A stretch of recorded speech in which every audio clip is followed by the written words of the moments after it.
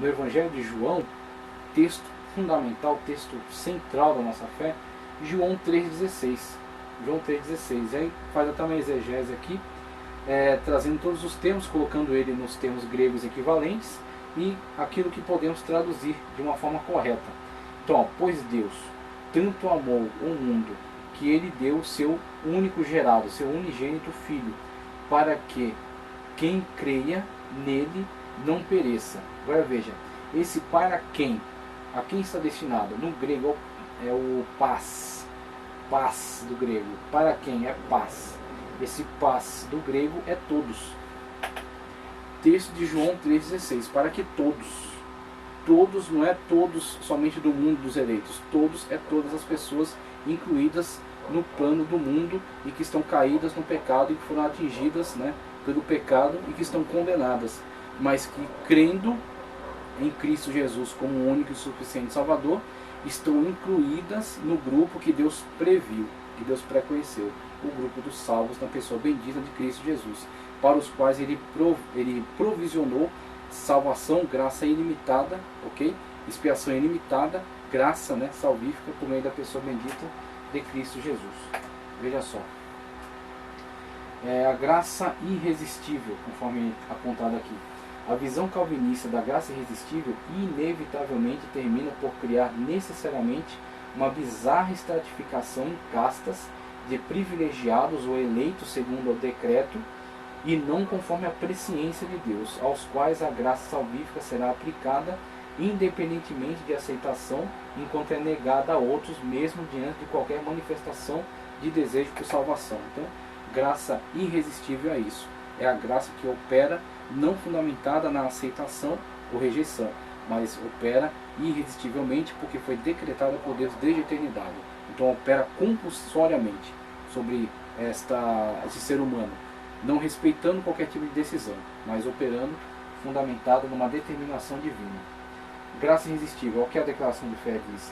A graça de Deus é manifestada, salvadoramente maravilhosa, perfeita, entretanto não é irresistível, pois não são poucos os que, ignorando o Evangelho de Cristo, resistem ao Espírito da graça.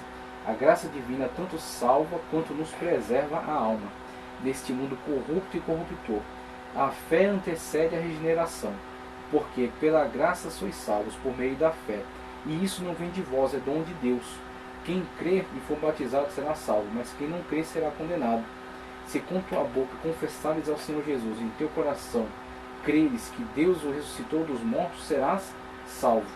Tá, ok? Então temos aqui os textos onde a declaração de fé se posiciona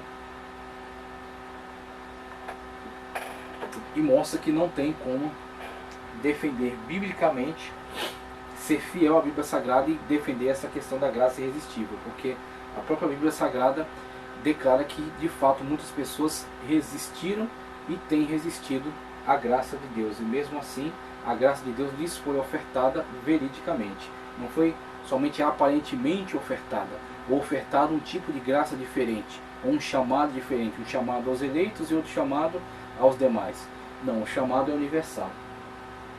Conforme exaustivamente exposto na Escritura, a graça salvífica é abundantemente provisionada, de modo a ser suficiente para a salvação de toda a humanidade. Todavia, só exercerá eficácia sobre aquele que não oferecer resistência à sua ação.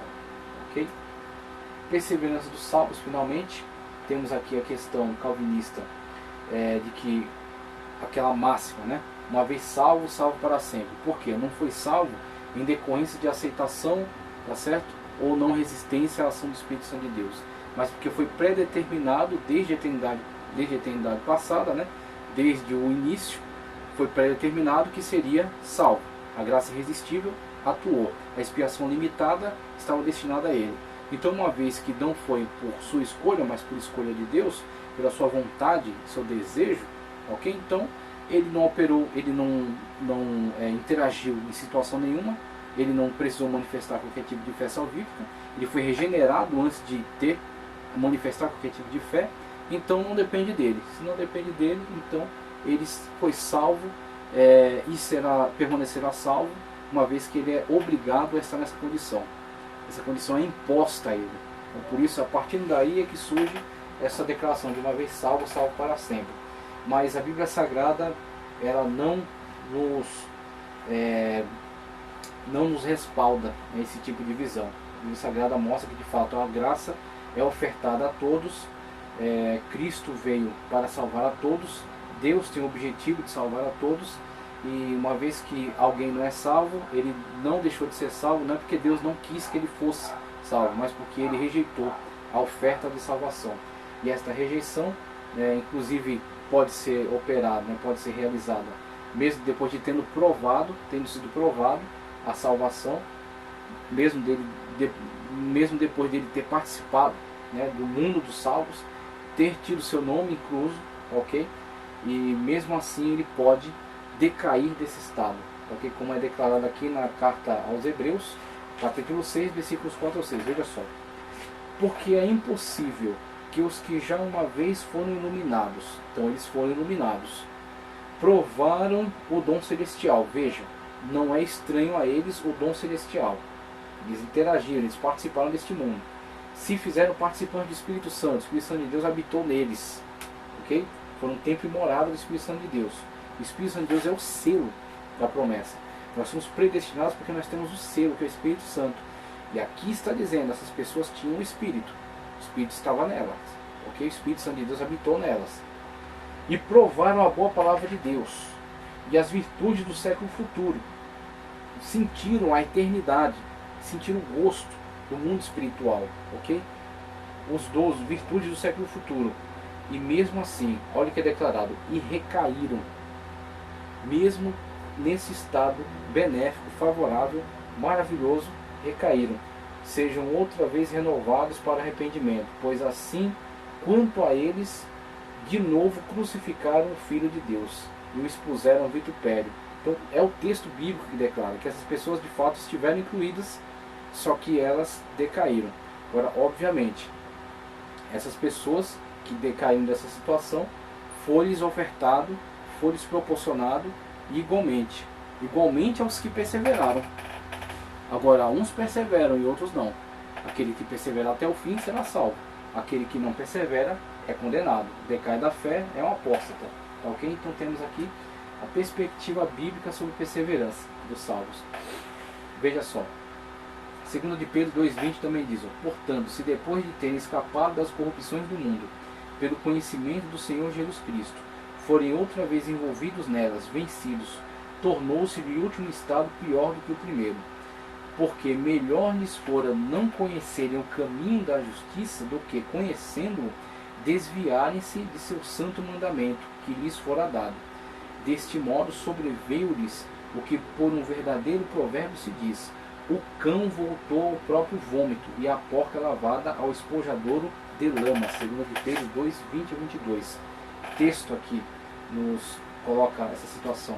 Em tudo isso, porém, não vejo razão porque Deus não toque os réprobos com o sabor de sua graça, e não ilumine suas mentes com alguns lampejos da luz, e não os afete com algum senso de benevolência, ou em alguma medida não grave de sua palavra em seus corações. De outro modo, onde estaria aquela fé temporária que Marcos menciona, Marcos 4,17? Portanto, no réprobo há aquele conhecimento que mais tarde se desvanece, seja porque ele estende suas raízes com menos profundidade do que se espera, ou porque ao crescer é sufocado e murcha. Ao fazer uso desse freio, o Senhor nos conserva o temor e humildade, e assim vemos com toda clareza quão inclinada é a natureza humana, a displicência e tola confiança. Então, o que está sendo dito aqui nesse texto, de João Calvino, é que de fato Deus, mesmo tendo destinado, tendo predestinado, tendo predeterminado que esta pessoa não seria salva, então na ótica dele, mesmo Deus tendo predeterminado que essa pessoa não seria salva, todavia essa pessoa, em certo momento da sua vida, ela pensa ser salva, ela prova, como ele lê aqui esse texto, que nós colocamos aqui, tanto de Hebreus quanto de Pedro. Ele diz: a pessoa prova deste dom, a pessoa se entende salva, a pessoa se entende em comunhão com Deus. Só que como ela não foi predeterminada a salvação, isso vai se desvanecer, isso vai se apagar. O que resulta desse tipo de colocação, esse tipo de interpretação? Que nenhum calvinista tem certeza de salvação. Nenhum calvinista tem certeza de salvação. Por quê? Porque talvez essa sua efervescência, talvez essa sua piedade, ok? Talvez essa sua forma de servir a Deus que você tem professado neste momento, não necessariamente ela permanecerá. Porque se você não foi predeterminado, tá certo? Pelo desígnio secreto de Deus, desde a eternidade à salvação, tudo isso que você julga hoje ser uma vida sólida, tá certo? Uma construção sólida em Cristo Jesus, vai se apagar se você não foi predeterminado à salvação, se você não tem o número da sorte, ok? Então, todos os seus atos que você tem realizado, eles não têm nenhum peso.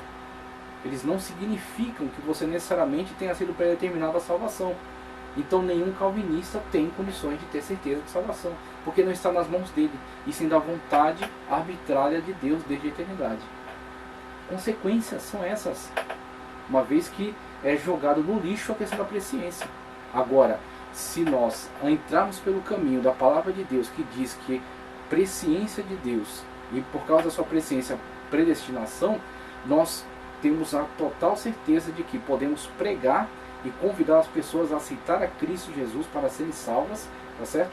E perseverarem nessa ação, porque se assim permanecerem e obedecerem até o fim, serão glorificadas, serão ressuscitadas, estarão pela eternidade com Cristo Jesus. Porque a graça não é limitada, tá certo? A graça não é irresistível, ela pode ser resistida, mas ela é suficiente para ser salva. A expiação não é limitada, é ilimitada, alcança também a ele, visa também a ele, tá certo? E a perseverança conta com a sua ação, conta com a sua cooperação, com a sua colaboração. E se ele perseverar e obedecer, será salvo, certamente. Ok? E Deus preconhece que ele será. Deus preconhece que ele se assentará na mesa. Então não é a questão de predeterminação, não é uma questão de sorte apenas, mas é uma questão de você se entregar totalmente a Cristo Jesus para ser salvo. Porque você cooperar com o Espírito Santo de Deus. Você não resistir à sua ação e você se santificar e se dedicar totalmente a Ele. Ok? É isso que temos entendido. O Livro Negro do Calvinismo, página 331, diz o seguinte, ó: se o mal pode ser atribuído a Deus da mesma forma que o bem, se Deus é responsável tanto por tudo que acontece, se Deus é responsável por tudo o que acontece do modo que o calvinismo diz que ele é, e se o homem é apenas um ator em uma peça divina, uma tragédia aliás, então o conceito hindu de Maya, tá certo? Um termo sânscrito que diz, dentre outras coisas, que a moralidade humana é apenas uma ilusão, não parece estar tão longe no fim das contas. Conceito de Maya, no qual não há bem nem há mal absolutos, tudo é uma ilusão, porque tudo na verdade é uma manifestação desse Deus panteístico que é tudo ao mesmo tempo. Deus é tudo e tudo é Deus, e as coisas são apenas emanações de Deus, desde Shiva, o Deus da destruição, tá certo? Como Krishna, como o Shiva, como o Vishnu. Então, tanto Shiva da destruição quanto Vishnu são apenas emanações do mesmo Deus, bem e mal. Então, tudo está incluso, tudo é um ato de Deus, assim como diz também o calvinismo, de certa forma. Claro que os calvinistas não afirmam isso, nem concordam com isso, mas as consequências das suas ideias são essas, porque tudo foi determinado, o bem, tanto o bem quanto o mal, tanto a salvação quanto a condenação eterna, foram tudo determinados diretamente pela vontade soberana. Deus teve vontade, teve desejo em relação a isso. Essas são as consequências das ideias. Tem que tomar muito cuidado com as consequências daquilo que você afirma. Um entendimento mais profundo da lógica calvinista nos conduz realmente a pontos de vista que estão muito mais próximos do hinduísmo do que do cristianismo bíblico. Não digo estas coisas para inflamar os calvinistas. Eu não creio que os calvinistas são hindus. Eu creio, no entanto, que a visão calvinista de soberania e predestinação conduz logicamente a ideias que são tão estranhas às escrituras quanto o hinduísmo. Algumas ideias no calvinismo também conduzem logicamente há outras ideias que deveriam ser consideradas como anátemas, até mesmo para o calvinista mais convicto e extremo. Então, o alerta, né, que George Brisson traz aqui em relação a esses aspectos muito complicados defendidos dentro da doutrina calvinista manifestada aí na Tulip, tá, ok? Manifestada na Tulip. E aí eu quero trazer aqui rapidamente alguns textos bíblicos que estão em concordância aí com a visão arminiana, nos 5 pontos, os facts dentro do arminianismo, e que também podem ser conciliadas com a declaração de fé da Assembleia de Deus, que estão andando na mesma direção. Primeiro, total depravação, como diz aqui, ó, pois todos pecaram e destituídos estão da glória de Deus, Romanos 3:23. Em contraponto a isso é Mateus 7:11. Se vocês, apesar de serem maus, sabem dar boas coisas aos seus filhos, quanto mais o Pai de vocês, Pai Celestial, que está nos céus, né, dará coisas boas aos que lhe pedirem. Então, de fato, estão todos depravados. Mas não são tão depravados quanto poderiam ser, por causa da ação restritiva do Espírito Santo de Deus e por causa da graça preveniente, na qual Deus fornece meios para que o homem possa ser colocado diante de uma possibilidade de decisão. E essa decisão por salvação ou condenação, somente viabilizada pela graça preveniente, pela ação poderosa de Deus e pelo Espírito Santo de Deus que nos convence. Ok?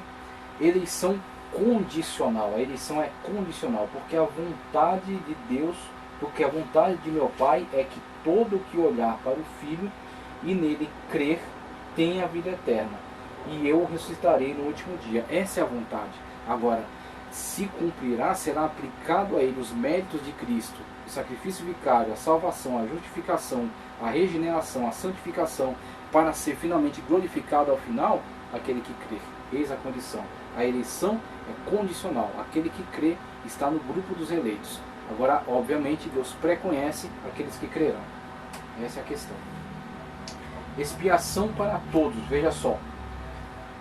De fato, no devido tempo, quando ainda éramos fracos, Cristo morreu pelos ímpios. E quem não era ímpio, todos eram. Então, Cristo morreu por todos.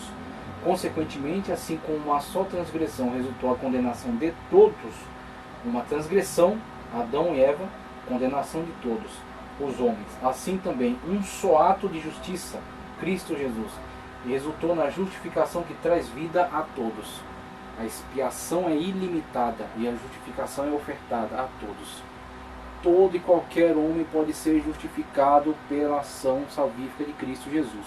E a salvação deve ser oferecida a todos. Ok? Graça irresistível. Veja só. Jerusalém, Jerusalém, você que mata os profetas e apedreja os que lhe são enviados. Quantas vezes eu quis reunir os seus filhos como a galinha reúne os pintinhos debaixo de suas asas, mas vocês não quiseram ou resistiram. A graça é irresistível. Graça irresistível ainda. Assim como diz o Espírito Santo, hoje, se vocês ouvirem a sua voz, não endureçam o coração.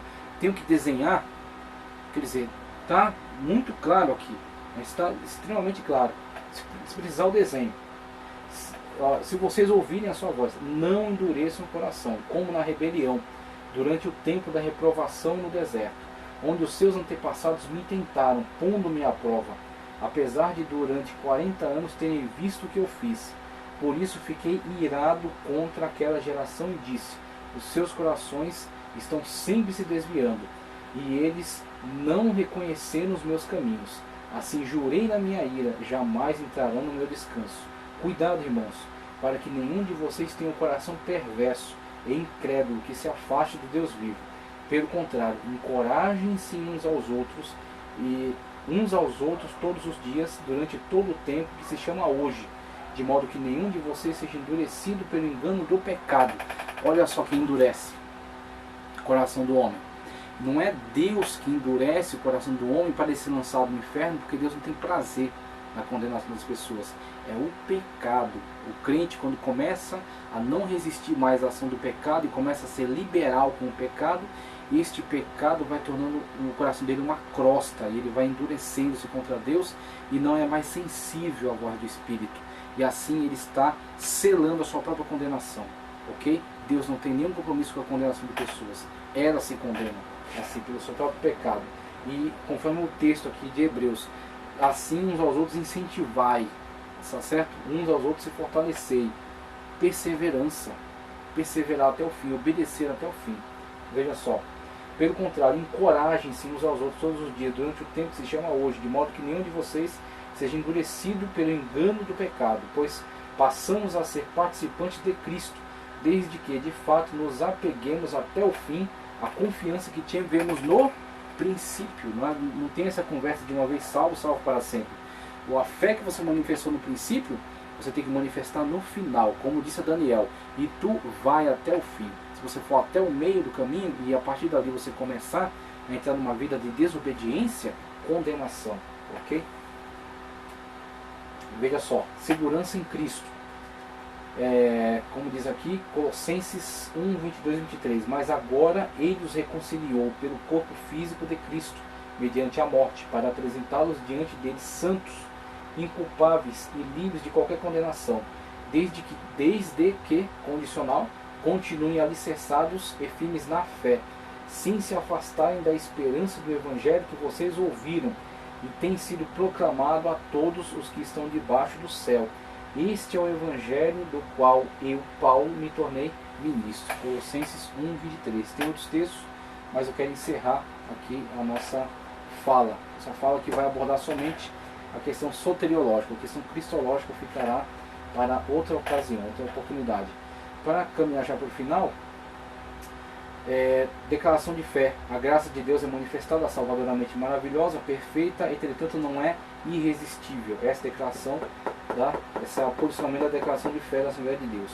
Pois não são poucos os que, ignorando o Evangelho de Cristo, resistem ao Espírito da graça. Como o autor dos Hebreus aconselhou a não resistirem, não endurecerem o coração. A graça divina tanto salva quanto nos preserva a alma neste mundo corrupto e corruptor.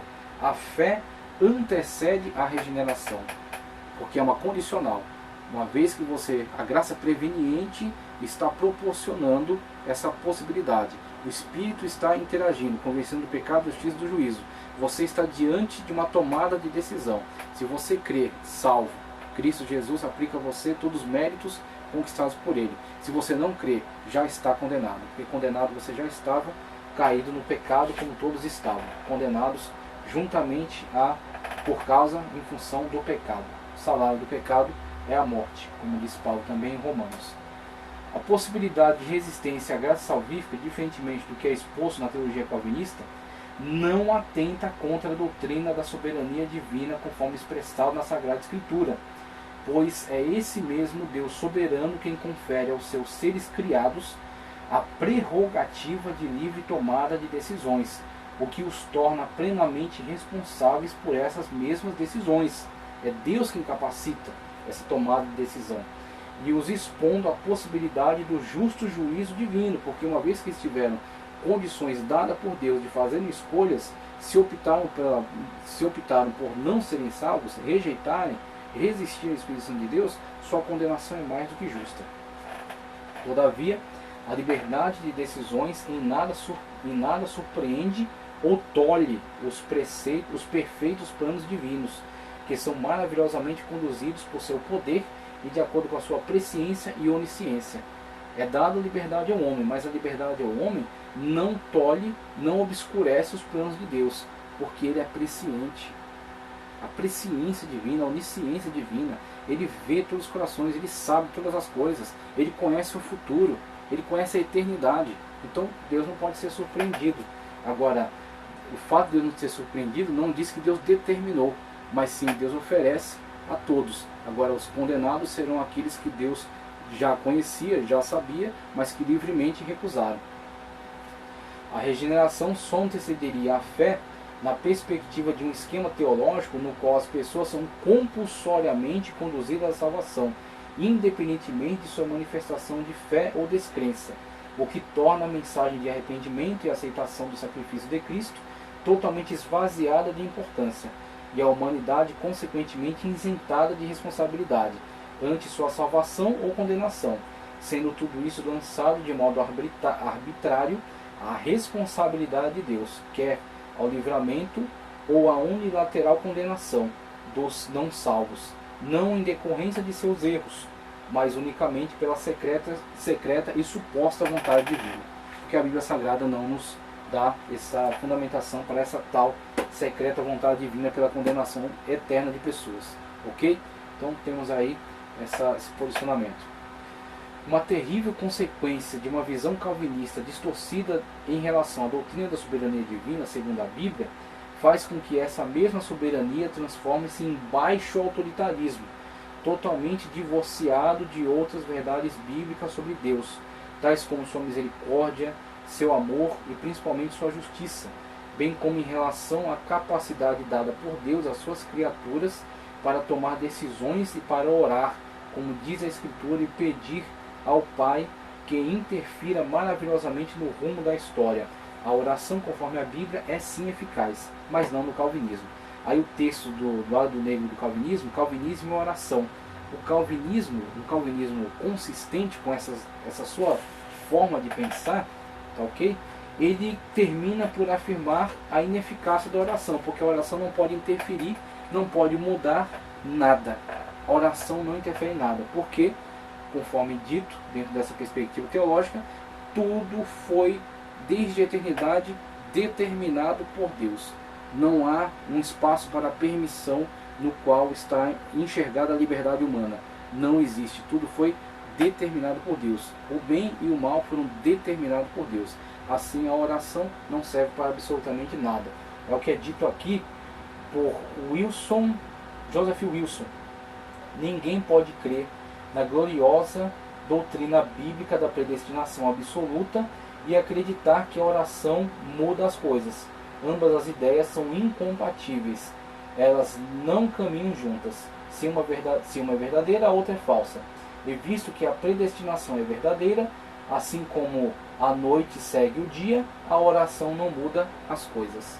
A oração, no âmbito calvinista, hipercalvinista, tá ok? No âmbito desse tipo de perspectiva teológica, é totalmente ineficaz, é irrelevante. Sabemos que Deus predestinou tudo o que acontece. As palavras aqui de James Wilmot. Sabemos que Deus predestinou tudo o que acontece. Ele opera todas as coisas segundo o conselho da sua própria vontade.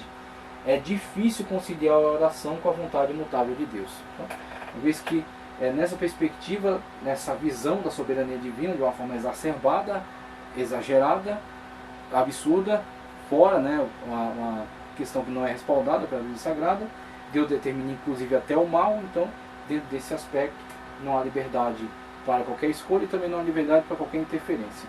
Seria então tudo determinado, a oração é ineficaz. Não vale a pena orar, na perspectiva calvinista. Mas na perspectiva da Sagrada Escritura, a oração muda sim as coisas, e a oração, ela interage com Deus, quando Cristo diz: batei e abri-se-vos-á. Então, Cristo teria que ser corrigido, é isso?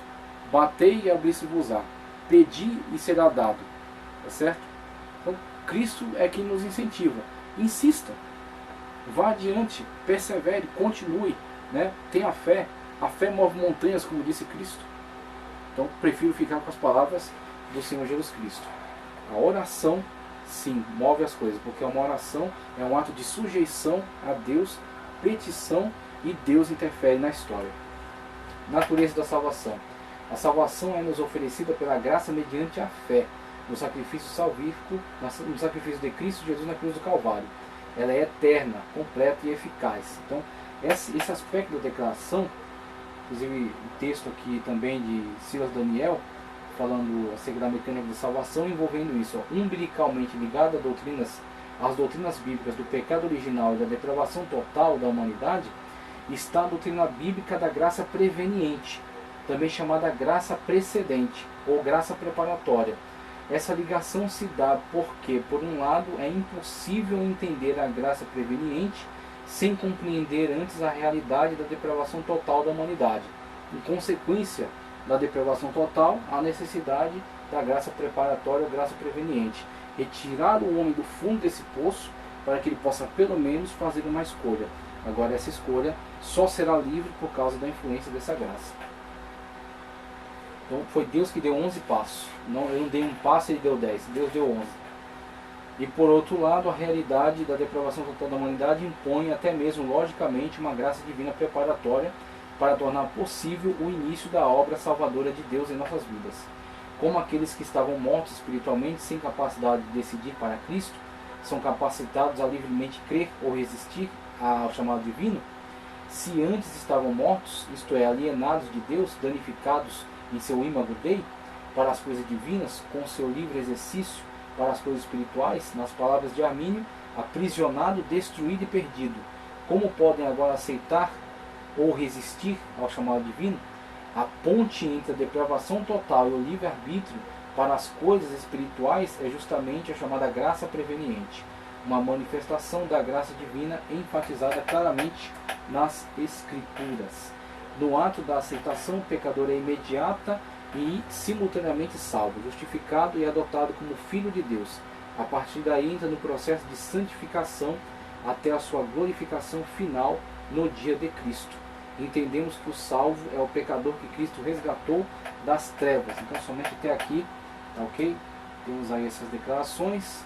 Essas declarações elas vão totalmente contra as afirmações heréticas do Adventismo do sétimo dia em relação ao juízo investigativo, no qual eles tentam consertar um erro, tá certo? Um erro escatológico da determinação de datas para a vinda de Cristo, uma vez que se viu frustrado, e não seria de outra maneira, Cristo não voltou na data conforme eles haviam previsto.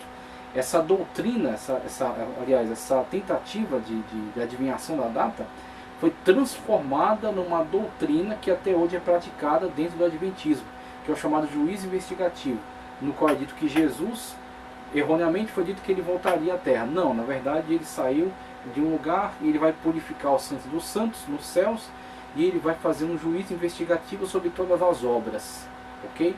Então temos aí uma salvação não atrelada à graça em Cristo Jesus unicamente, mas às obras.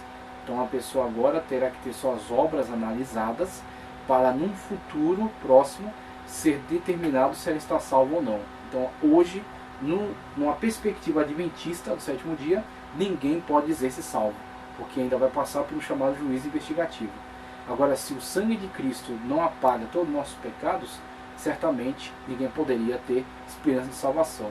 Então a declaração de fé, ela traz, ela enfatiza, ela afirma, defende o conceito bíblico.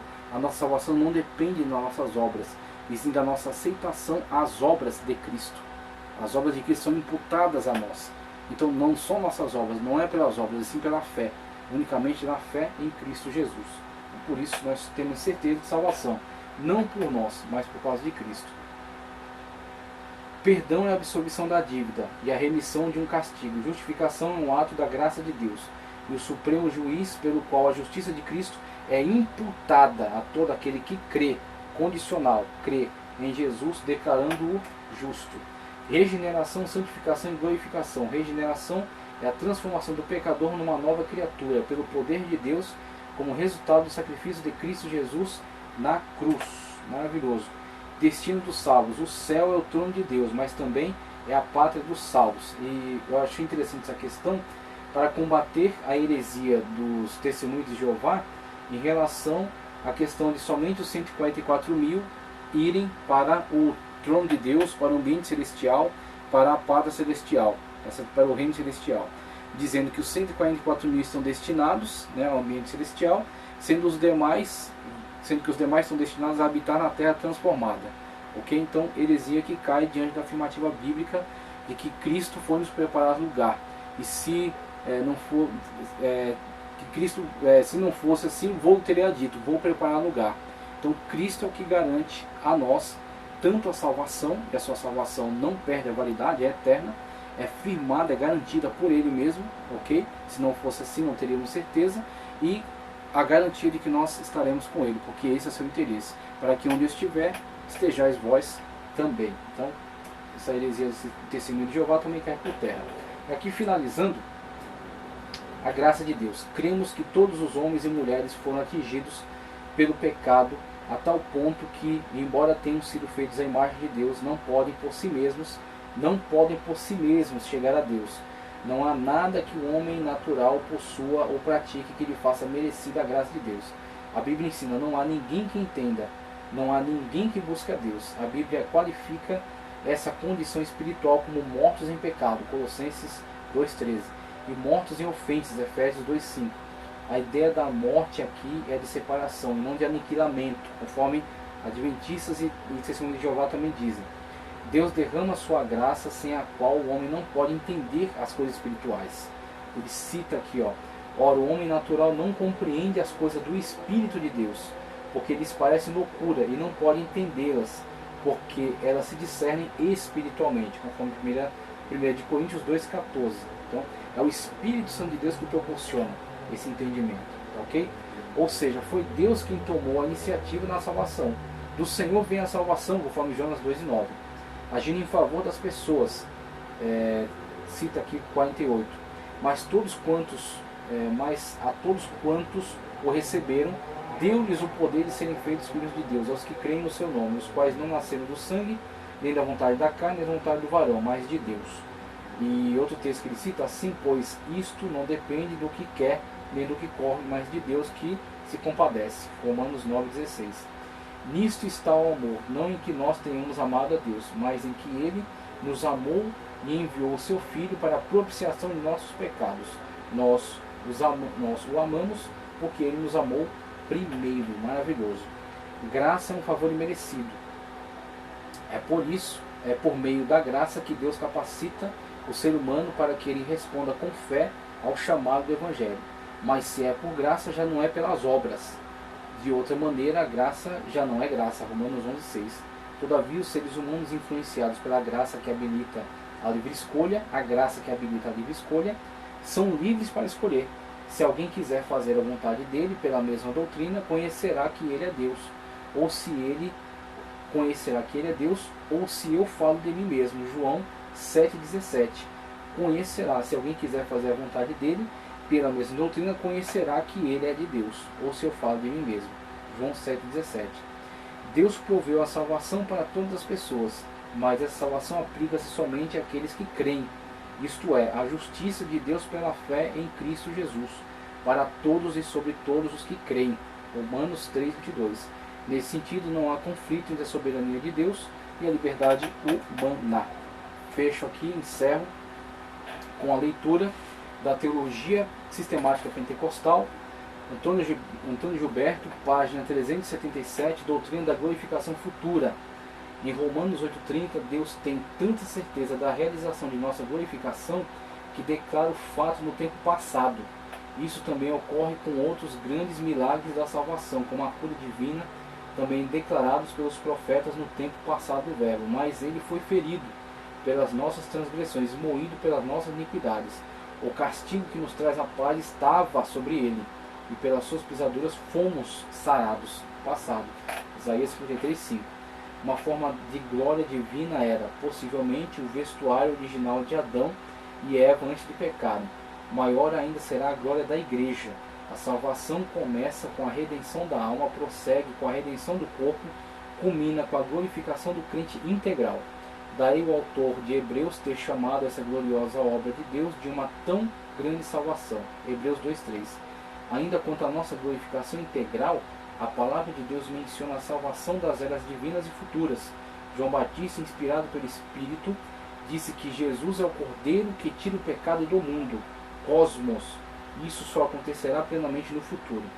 Em Efésios 2,7 vemos isso, onde a palavra para eras, aionios, tem termo que se traduz por séculos em 1 Timóteo 1,17. Deus nos vivificou juntamente com Cristo e nos fez assentar em lugares celestiais para mostrar nos séculos vindouros as abundantes riquezas de sua graça pela sua benignidade para conosco, em Cristo Jesus. Ora, o Rei dos séculos, imortal, invisível e único Deus, seja a honra e glória para todo o sempre. Amém. Encerramos então nossa participação aqui, nossa fala em soteriologia.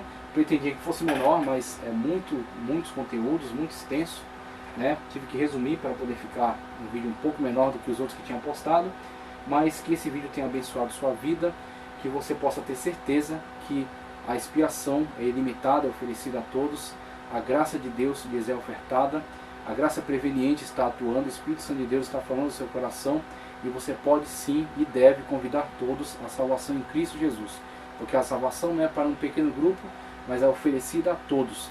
Agora, a distinção que se fará entre aqueles que de fato serão salvos e os que serão condenados não é em virtude de uma predeterminação passada, mas em virtude de uma aceitação no dia chamado hoje, no agora, no já.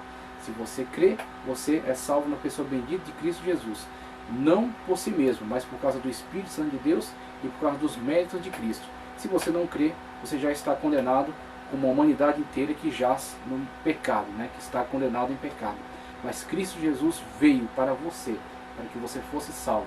A declaração de fé está afirmando isso, baseada não nela mesma, mas na Sagrada Escritura. Nós temos que continuar assim, valorizando, pregando e ensinando a palavra de Deus tal como ela é. Muito obrigado por ter continuado comigo até esse momento. Que Deus continue abençoando grandemente a sua vida. Curte o vídeo, compartilha, continua conosco, inscreva-se no canal, em nome de Jesus.